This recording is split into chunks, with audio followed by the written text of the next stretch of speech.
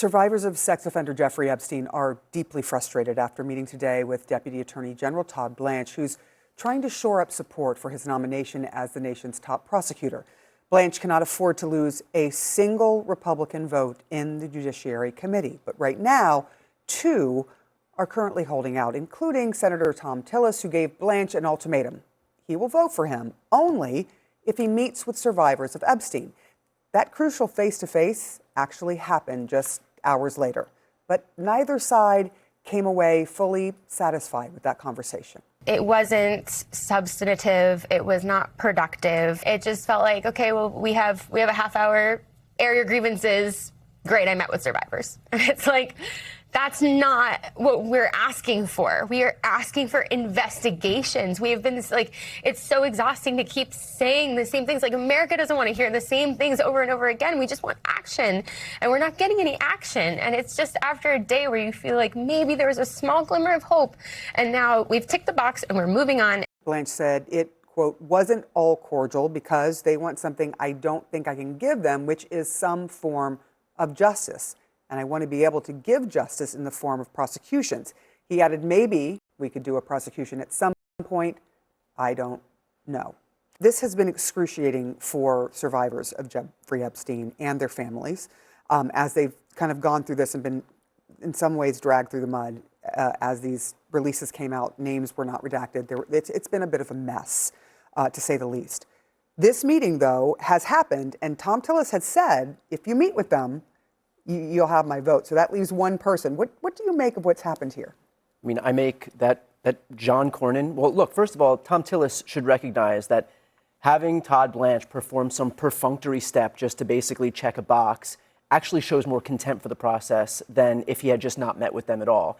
But really, all this is, the whole time, has just been for show. Todd Blanche pretending that he's going to offer any semblance of justice is for show. He is Donald Trump's former personal criminal defense attorney. He acts as his current criminal defense attorney. And the reality is that he is there because Trump knows he can trust him. And Trump himself is listed in these files thousands upon thousands upon thousands of times.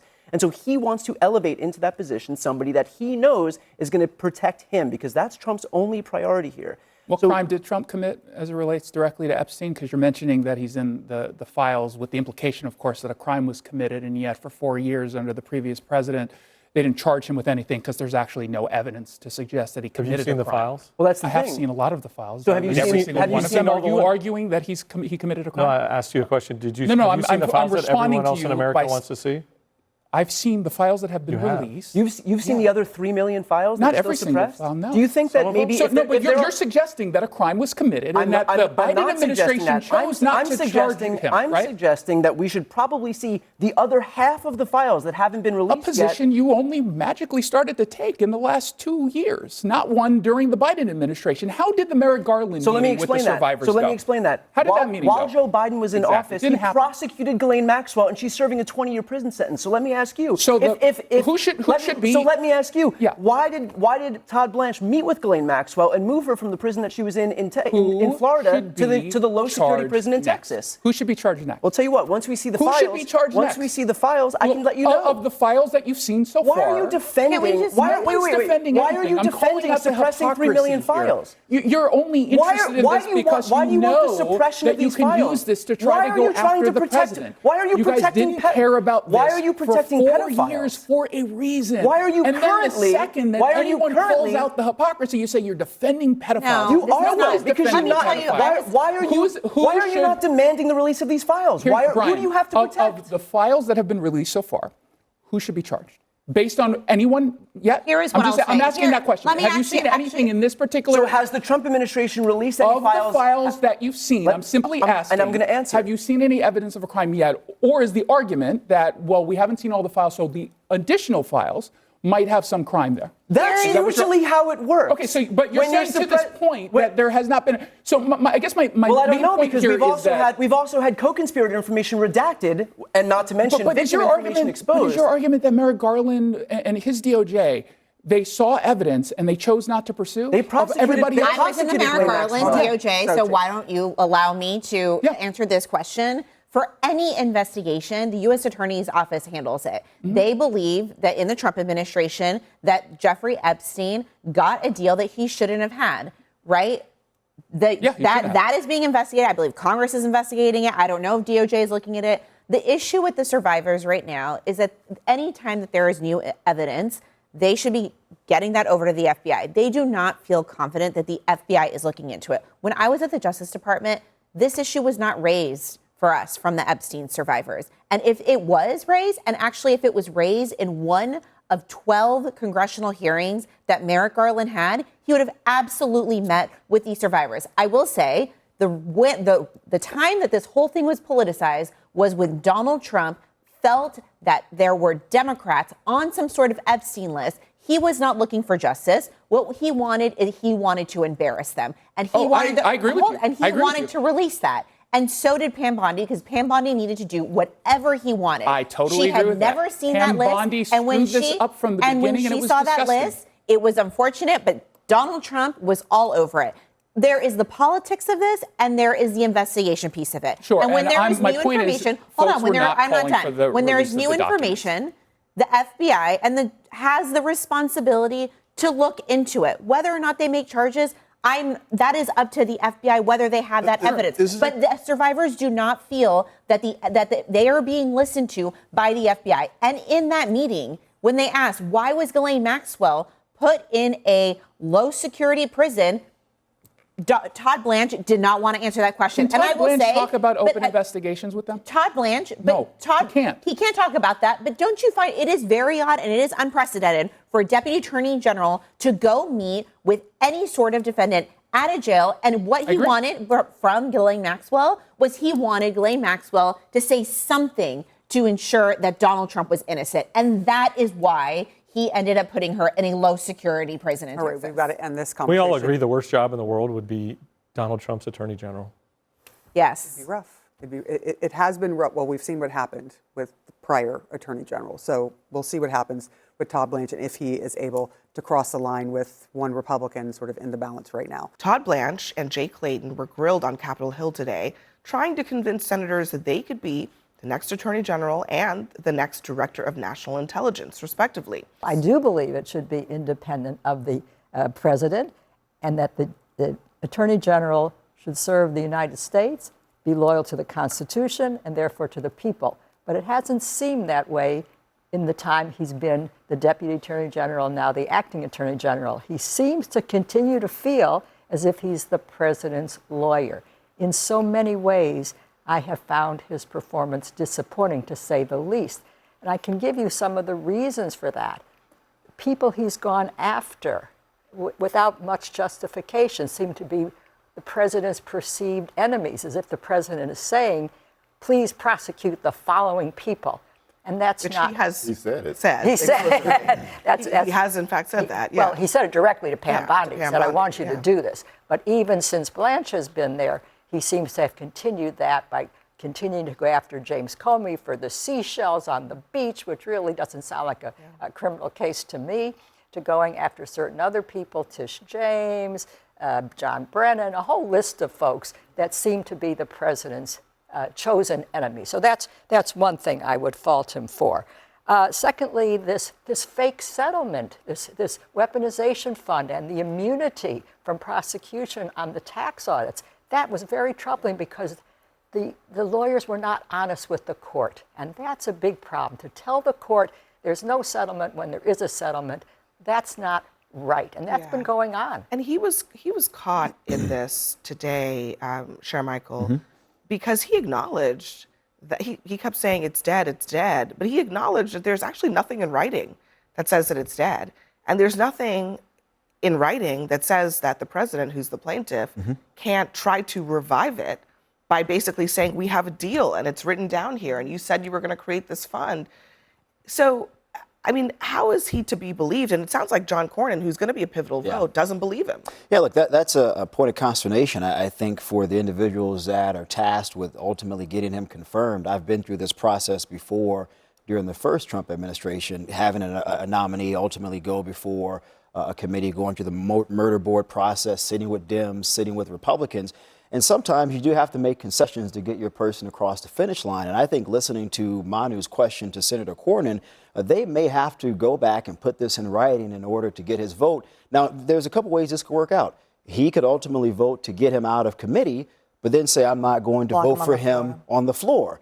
And so I think if you're the Sherpa, you have to be very, very careful with not losing votes here. So I'm not sure how this is going to work out, but I think you may have to put this thing in writing and say, look, this is over. This is a done deal. Let me play. This is Jay Clayton. He's the guy that Trump has chosen to become the director of national intelligence. And obviously, Trump has been very clear. He wants that office to now be concerned with his 2020 election conspiracies and so on and so forth. This is Clayton answering questions about just a basic question of fact. Listen.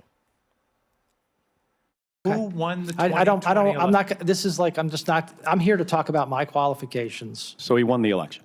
He followed our process, had the most electoral votes, was declared the winner. You refused to answer a simple matter of fact about the 2020 election. Is that right? No, that's not right. Then answer the question. Who won the 2020 election? I have answered the question. Answer it. What is your answer? I've given you my answer. What is your answer? You refuse to answer a basic question about who won a presidential election, but you asked to lead America's intelligence community? Lydia, that's kind of embarrassing and maybe a little concerning if, intelligence is what he wants to have the job of doing. If he can't just state a fact, how can he do that other job? I mean, he'd been asked, I think, 3 times at that point, and he did mince words. I would have liked him just to say yes and put an end to the discussion. But there's a lot of theatrics at these kind of hearings. John Ossoff got his soundbite, and Republicans kind of do the same thing. They love to ask, what is a woman? And Ketanji Brown Jackson couldn't answer. A lot of people still can't answer that question. So to me, it's theatrics. I do have to say, it's funny. I feel like we've sat at this table so many times and bashed Pam Bondi and Bill Pulte. And I kind of thought maybe people would be glad to have Jay Clayton and Todd Blanche, people who are eminently qualified for these jobs. And I think at the end of the day, it's a question of, do you want Jay Clayton or do you want Bill Pulte? I actually think that the two people that were on the Hill today. Wait, hold on. The two people now, but he couldn't do it. The two people that were on the Hill today. I know you're trying to get a social media clip, Charles, but do you know? I think Savita was trying to talk. I know you're trying to get your social media clip for the gotcha. I answered your question already, but I'm also not here to answer to you. So I'm happy that you told me that because I really appreciate. I'm sorry. I really appreciate you lecturing me about what I'm here to do because I'm here because Abby's show invited me here, and I have been in journalism for a very long time. In fact, I came to the New York Times the year that you were born. So I suggest that you choose a lane that is your own and stay in it, and don't lecture me because I won't be lectured by a child. Thank you. All right, go ahead. So I think, to what Lydia was saying about these people being qualified, I would disagree that these are qualified individuals. I think what you saw on the Hill were two people that are quite grossly not qualified for the offices that they're seeking and will do the bidding, to the point that you're making. They're supposed to serve the American people. The Attorney General is meant to be a check on the administration, on the president, and they're meant to be objective and serving the public. And what you saw today, even when Todd Blanche slipped up and said, I'm the president's lawyer, you're actually not. You're actually the lawyer, the Attorney General for the public. And so I think what was displayed on Capitol Hill today, yes, you're right. There were theatrics, but they weren't wrong. I mean, facts are facts. I mean, who won the election in 2020? Is the sky blue? I mean, that is a very easy question that could have been answered, and yet there was a struggle. So I do think you have unqualified people up there. I do think the Senate ultimately probably rallies around these two individuals. And I would say that on the Clayton issue, there are people who, our friend Ellie Honig in the last hour made a very compelling case that he is not qualified. Yeah, but he has no background. He has no background in intelligence. Actually, I think, look, I agree that the Attorney General should not curry favor for an individual, but adhere to the Constitution. I think most of us at the table would probably agree with that. But as it pertains to Todd, I think it's hard to say he's not qualified. I mean, the guy was at Southern District of New York, moved up through the ranks. Ellie Honig actually worked with him. The current Attorney General for New York, Alvin Bragg, worked with him as well. So it's okay to disagree. Yeah. I'm going to give you the room for that. But you have the right to do that. But the Cornyn question is the real question here, because Cornyn has offered the same objection to all of them. Sure. Merrick, to Bundy, and now to Blanche, which is he's saying, I need to make sure that you can tell me that the DOJ will be independent of the president. That's a legitimate question. And he is not there. And that's why I said, though, Charles, I do have to make one important Sorry, point. Your Honor, go ahead. This is a man who said that his administration and he are at war with the judiciary. That's a terrible thing to have said. Nobody should be at war with the judiciary. There are 3 co-equal branches of government, as we know. He also has called judges rogue. He has also criticized their opinions in a way that's not appropriate. So, and he and his people have been disrespectful and lied to the court such that there's no longer a presumption of regularity, which means that judges no longer believe DOJ lawyers. 16,000 people have left the DOJ since this man got here because they worked on cases that the president thinks were wrongly brought against him. So they were just summarily fired. Let me just play another interaction. He was asked about his comments about the January 6th pardons by a senator. And I'm going to play what he said in the hearing today and what he actually said in that appearance that was being questioned about. Listen. And you've bragged that bringing justice for violent rioters meant that every one of them was either pardoned or had their sentence commuted. Almost everything the senator just said, and he's protected, he's allowed to lie, but almost everything he just said was absolutely false. I wasn't celebrating it, I was merely stating a fact. If you look at what happened to the men and women convicted because of January 6th, by 5 p.m. on January 20th, every one of them was either pardoned or had their sentence commuted, okay? So when folks say you've done nothing, I say you have a very short memory. I don't know. I mean, it does very much sound there that he's defending the decision to pardon these rioters. That's what it sounds like to me. I mean, he tried to thread the needle today by saying that, that it was right to prosecute them, but also not condemning Trump's decision to pardon them. So how do you have it both ways? Either they did something that was horrible and they needed to be prosecuted and therefore punished for it, and also say, well, the president has the absolute right to do whatever he wants to do, and I'm not going to comment on that. Well, but he did say to get some votes, he did say, and we'll look into the way the pardon power is exercised. So he kind of threw a bone, I thought. That's don't believe that. That and nothing are the same thing because there is nothing he can do about the way the pardon power. I understand that. And he said that. He said he was throwing a bone to try to get those last votes. Yeah.